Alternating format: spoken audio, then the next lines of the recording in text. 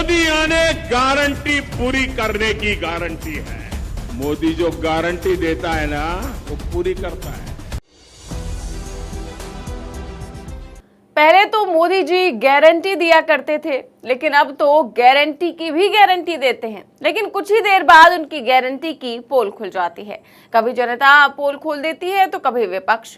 PM Modi ने ये बयान अपने पिछले दौरे पर दिया था जब वो छत्तीसगढ़ आए थे, और कल जब प्रियंका गांधी छत्तीसगढ़ पहुंची तो उन्होंने इसी बयान पर पीएम मोदी को घेर लिया और मोदी जी की सारी गारंटियों की हवा निकाल दी। क्या कहा है प्रियंका गांधी ने, सुनिए।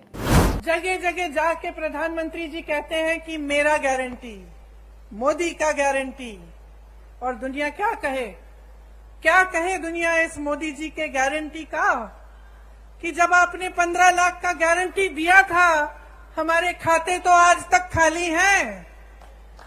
ये आपका गारंटी क्या है?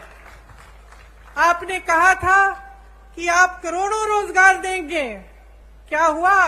तमाम नौजवान बेरोजगार खड़े हैं आपके केंद्र सरकार में, इतने पद खाली हैं, आपने भरे ही नहीं। कहां गई आपकी गारंटी? कौन सी खोखली गारंटी है? आपने कहा था बेरोजगारी को मिटाएंगे। आज 45 साल में सबसे ज्यादा बेरोजगारी हमारे देश में आपकी बदौलत है। जब आपसे सवाल पूछे जाते हैं तब आप कोई नई गारंटी निकाल देते हैं। ये ऐसी बात है कि आप जब दुकान में जाते हैं और कुछ खरीदते हैं, दुकानदार आपको चाइना माल दे देता है।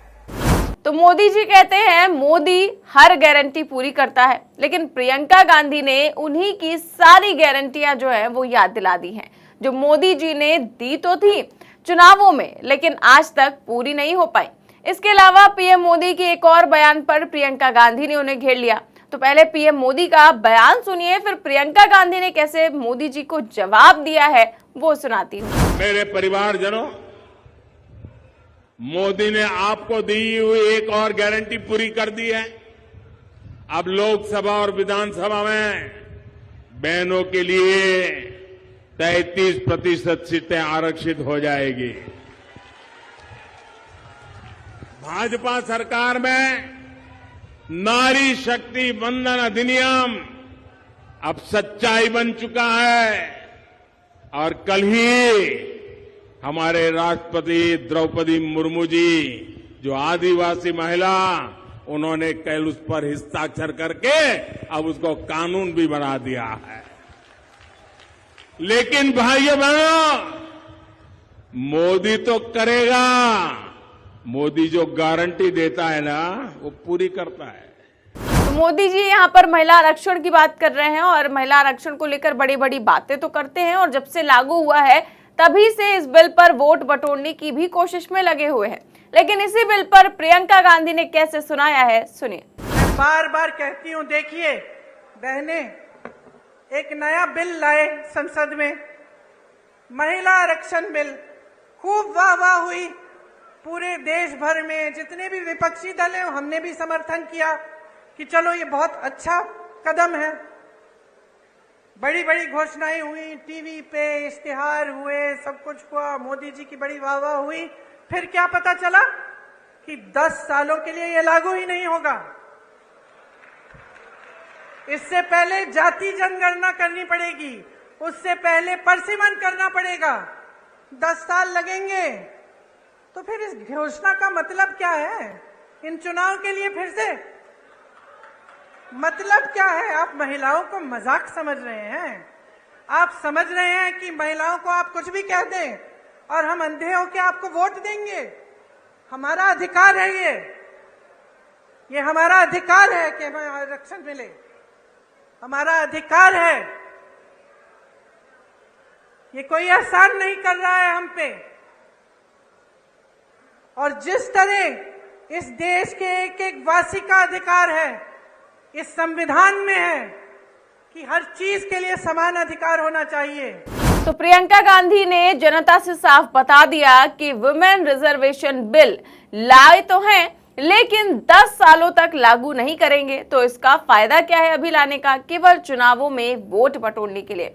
इसके अलावा भी प्रियंका गांधी, क्योंकि छत्तीसगढ़ के दौरे पर थी कल वो, और कई सारी परियोजनाओं का शिलान्यास भी किया गया उस दौरान, और इस दौरान जो है उन्होंने पीएम मोदी पर जमकर हमला भी बोला। देश की सारी संपत्ति अपने अरबपति मित्रों को दे दी, लाखों करोड़ों के इनके कर्ज माफ कर लिए। जब किसानों को के कर्ज को माफ करने की बात उठती है तो कहते हैं कि पैसा नहीं है।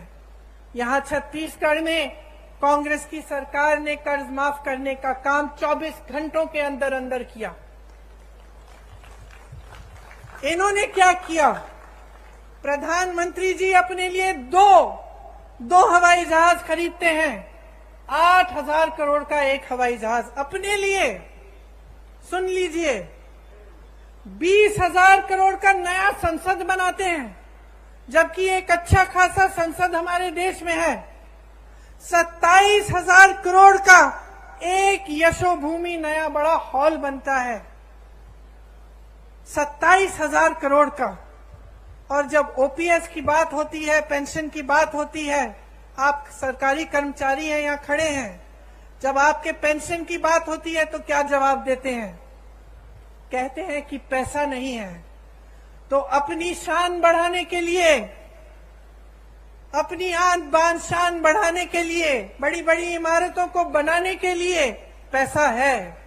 अपने उद्योगपति दोस्तों के कर्ज माफ करने के लिए पैसा है। अपने देश की संपत्ति को अपने उद्योगपति दोस्तों को सौंप सकते हैं, लेकिन आपका पेंशन नहीं दे सकते, जो आपकी मांग है। बता दें कि छत्तीसगढ़ में विधानसभा चुनाव है और उससे पहले भूपेश सरकार एक्शन मोड में नजर आ रही है। एक ओर जहां बघेल सरकार चुनावी वादों को पूरा करने में लगी हुई है, तो वहीं दूसरी ओर जनहित के कई अहम फैसले भी ले रही है। इसके अलावा प्रियंका गांधी ने भी ऐलान कर दिया है कि दोबारा सत्ता में आने पर उनकी सरकार छत्तीसगढ़ में भी जातीय जनगणना कराएगी। जी हाँ, एक और जयपुर में कांग्रेस कोर कमेटी की बैठक के बाद मुख्यमंत्री अशोक गहलोत ने राजस्थान में जातीय जनगणना कराने का ऐलान किया है, तो वहीं प्रियंका गांधी ने छत्तीसगढ़ में भी जातीय जनगणना कराने की घोषणा कर दी है। तो इस तरह से छत्तीसगढ़ में लगातार कांग्रेस जो है वो एक्टिव मोड में नजर आ रही है और चुनाव की तैयारियां भी जोरों पर हैं, जिसका नतीजा है कि राहुल गांधी, प्रियंका गांधी समेत कई दिग्गज जो है वो लगातार छत्तीसगढ़ का दौरा कर रहे हैं और इस तरह की कई घोषणाएं देखने को मिल रही हैं और इसके साथ ही पीएम मोदी पर जमकर निशाना भी साधा जा रहा है। तो आपकी इस खबर पर क्या राय है, हमें कमेंट बॉक्स में जरूर बताएं। देश और दुनिया की तमाम बड़ी खबरें जानने के लिए देखते रहिए 4PM न्यूज नेटवर्क। नमस्कार।